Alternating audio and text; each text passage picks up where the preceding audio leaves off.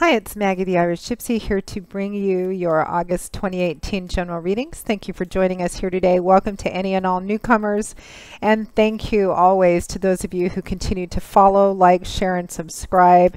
And a big thank you as well to all of my clients out there, both regular and new, for continuing to keep me so busy and joyfully occupied with doing personal readings. It's an honor and a pleasure. Thank you.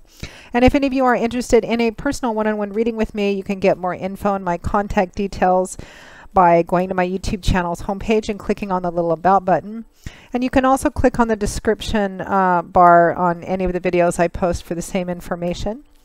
Turnaround time is usually pretty fast for personal readings, live or recorded, usually anywhere within a few days, upwards of 2 to 3 weeks, but almost always within that period of time we can set something up for you. So if you're interested, please feel free to email me directly at maggie1mcguire@gmail.com. I'd be delighted to work with you.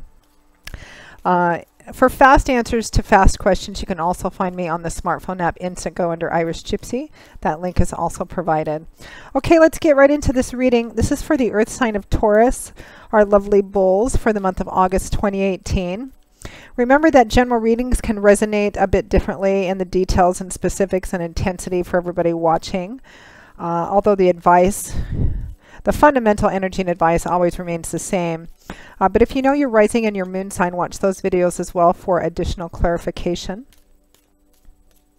Sometimes your rising and your moon sign can play out a little more predictably for you than your sun sign at different times.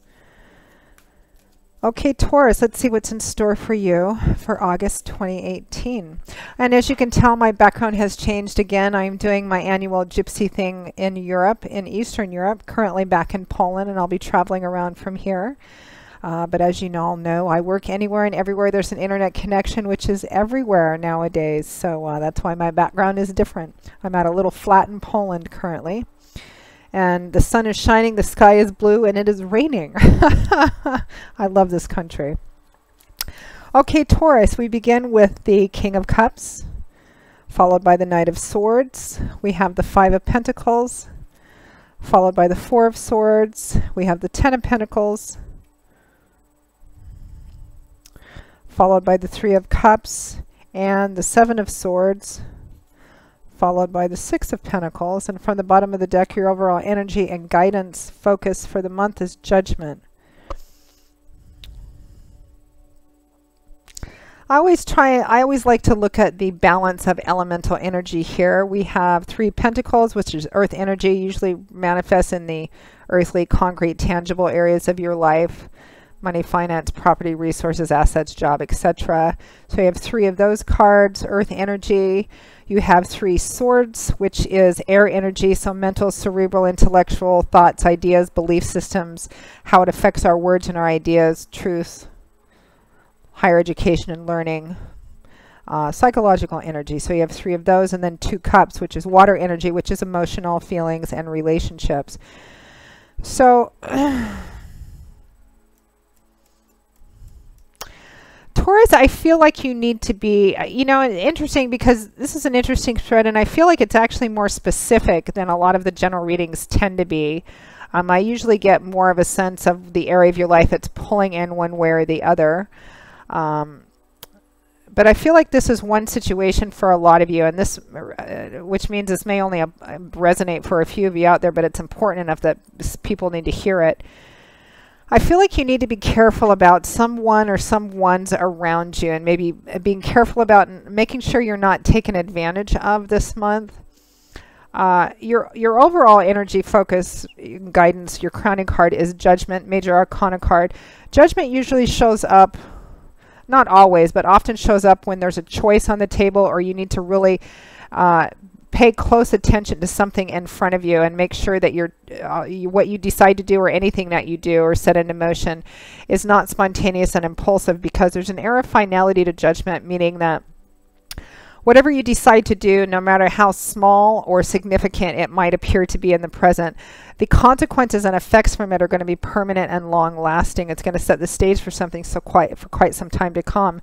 So for the month of August, definitely the advice, Taurus, is to practice patience and wisdom in in everything that you decide to do or set in motion, even if it doesn't feel like that big of a deal. Because there's some energy here with these cards of it looks like you may be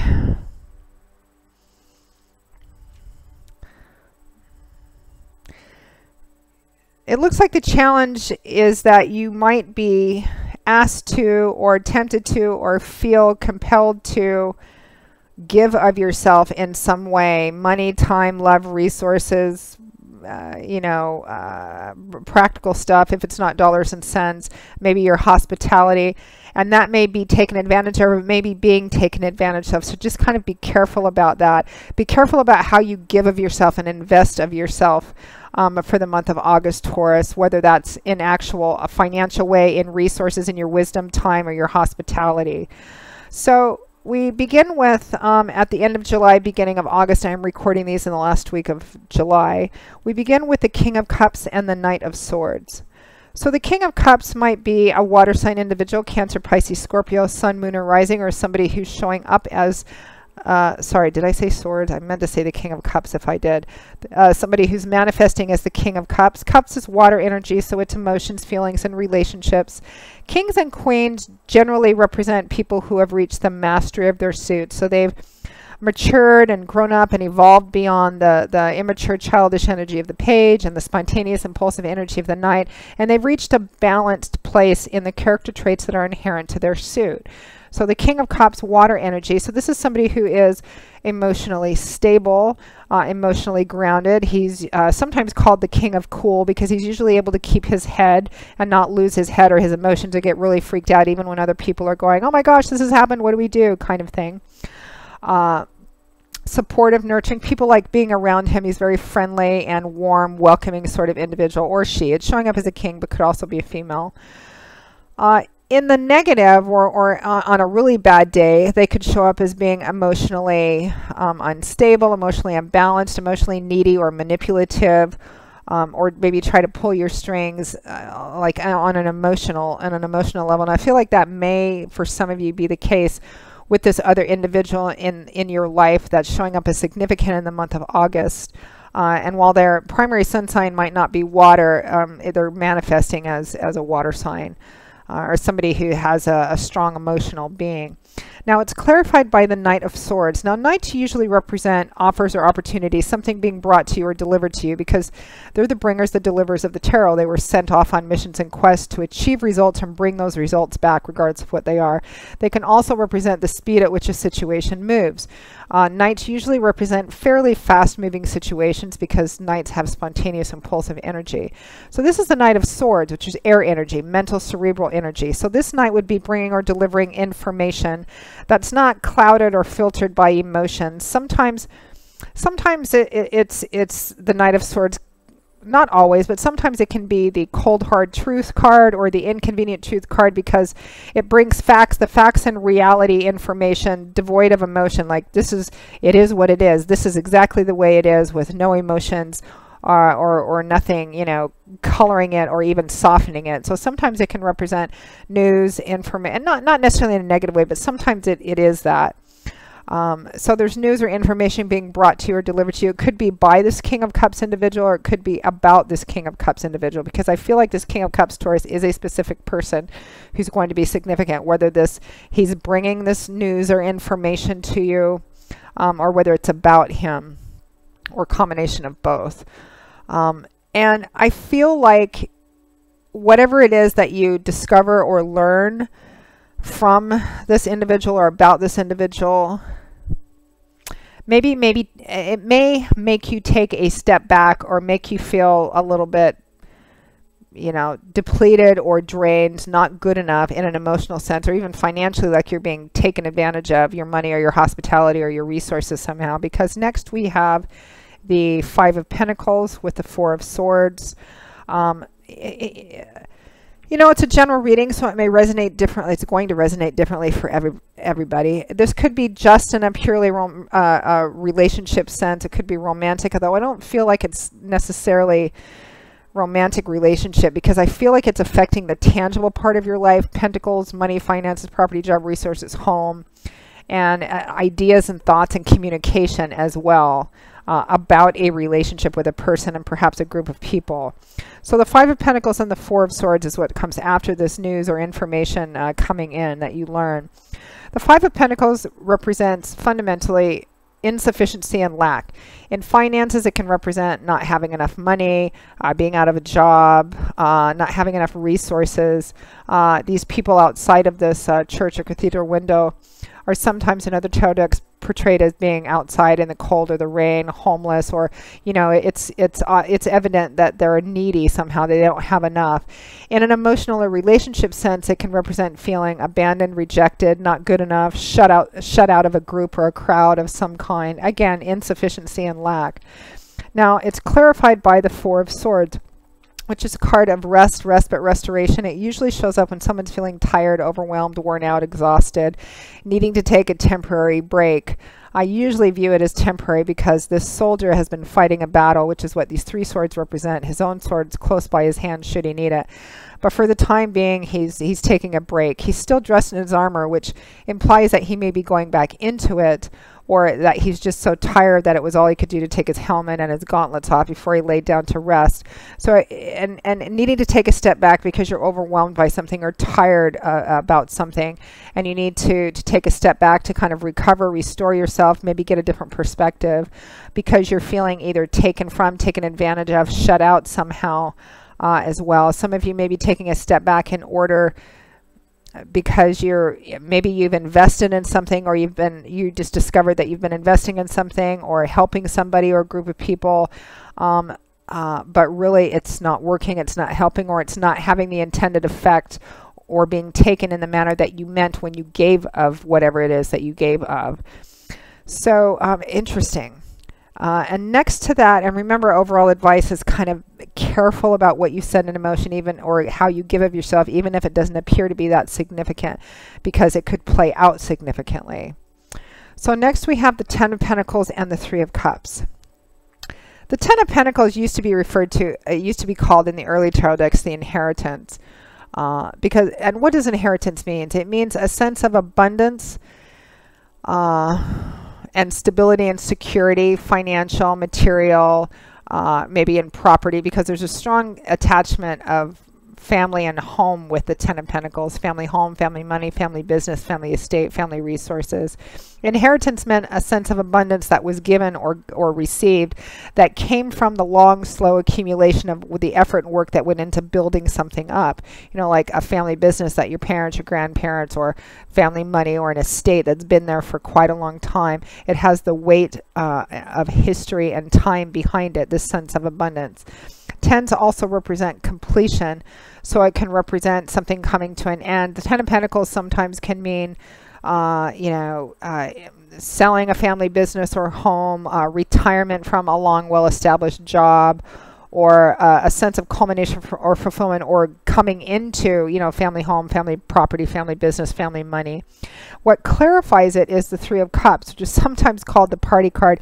And there is a strong social energy and theme to this card. It does imply being out, enjoying yourself, having a good time, partying with your friends, being out there, having a few drinks, celebrating. It also represents community in a positive sense as well.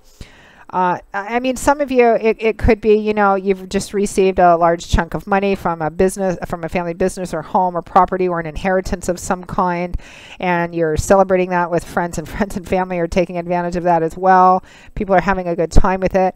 It could be that some of you are retiring or have retired or have sold something that's been around for a while. And again, there's a sense of celebration and other people celebrating with you.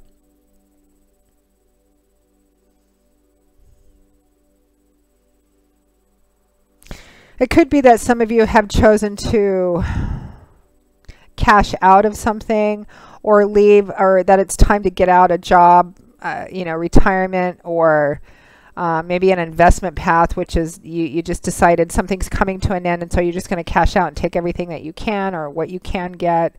And it looks like some of you, the thing is that normally, if it wasn't for the surrounding cards, like the Ten of Pentacles and the Three of Cups would mean friends and family celebrating with you about some kind of sense of abundance and cycle ending and abundance that you have, like celebrating retirement or paying off your house or selling the business or coming into an inheritance or something of that kind.